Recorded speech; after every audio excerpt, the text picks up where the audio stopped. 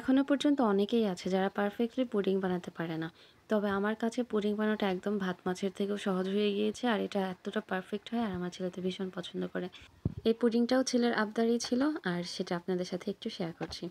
একটা ফ্রাই প্যানে ১ কাপের ৩ ভাগের ১ ভাগ পরিমাণ চিনি দিয়ে ক্যারামেল করে নিচ্ছি।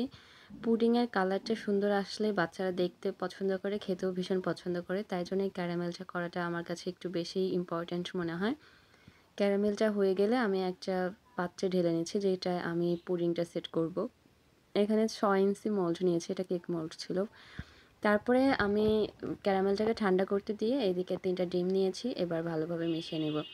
ডিম নাড়াচাড়ার ভাব দেখে হয়তো বুঝতে পারছেন এটা আমি নাড়াচাড়া করছি না। এটা জায়ানেরই কাজ ছিল।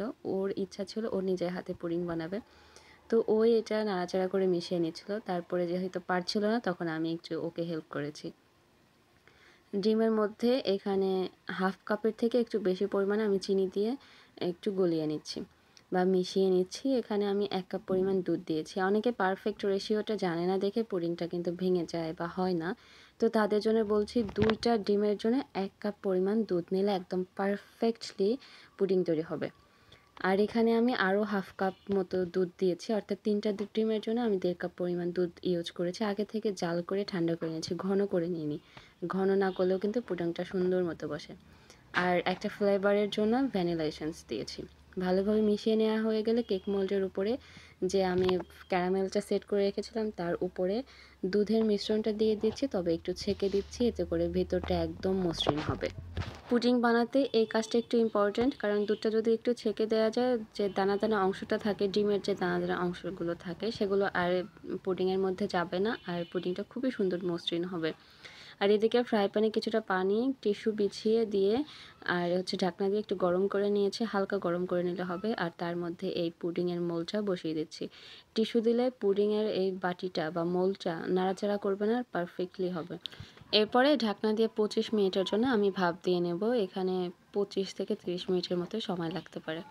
পুডিংটা হয়ে গিয়েছে। এবার একটি টুথপিক দিয়ে এটা চেক করে নেব যে পুরোপুরি হয়েছে কিনা। যদি টুথপিকের সাথে কিছু লেগে আসে তাহলে বুঝে নিতে হবে এটা হয়তো এখনও বাকি আছে, আরও ৫ থেকে ৭ মিনিট রান্না করে নিতে হবে। আর যদি টুথপিকটা একদম ক্লিন আসে তাহলে পারে পুডিংটা একদম হয়েছে। তো আমার পুডিংটা হয়ে গিয়েছে। এবার যেটা করতে হবে, পুডিংটাকে নামিয়ে একদম রুম টেম্পারেচারে নিয়ে আসতে হবে। ঠান্ডা হয়ে আসার পরে ফ্রিজে রাখতে হবে ১ ঘন্টার জন্য। ফ্রিজে রাখার পরে পুডিংটা কিন্তু বেশ শক্ত হয়ে যাবে, আর এটা খেতে কিন্তু আসলে অনেক মজা হয়। পুডিং ঠান্ডা ঠান্ডা খেতে কিন্তু বেশি ভালো লাগে। তো এই পর্যায়ে আমি এটাকে ঠান্ডা করে নিয়ে ফ্রিজে রেখেছিলাম, তারপরে বের করে নিয়েছি। এবার একটা প্লেটে উপর করে নিয়ে জাস্ট ট্যাপ ট্যাপ করে দিয়ে দিচ্ছি। এরপরে জাস্ট মোলটাকে উঠাচ্ছি। আর এই পর্যায়ে আমার মনে হয় সবারই মনে একটু ধুকধুক কাজ করে যে এটা কি ভেঙে যাবে কি ভেঙে যাবে না। তো যখন এটা সুন্দর মতো বের হয়ে আসে, এত সুন্দর লাগছিল, আমার তো খুশিতে আত্মহারা হয়ে যাওয়ার মতো অবস্থা। আর সবাই এভাবে বাসায় তৈরি করে দেখো, বাচ্চারা তো ভীষণ পছন্দ করে, বাচ্চাদের জন্যই মূলত সব কিছু। তো আজকে এই ছিল আমার সহজ পুডিংয়ের একটা রেসিপি।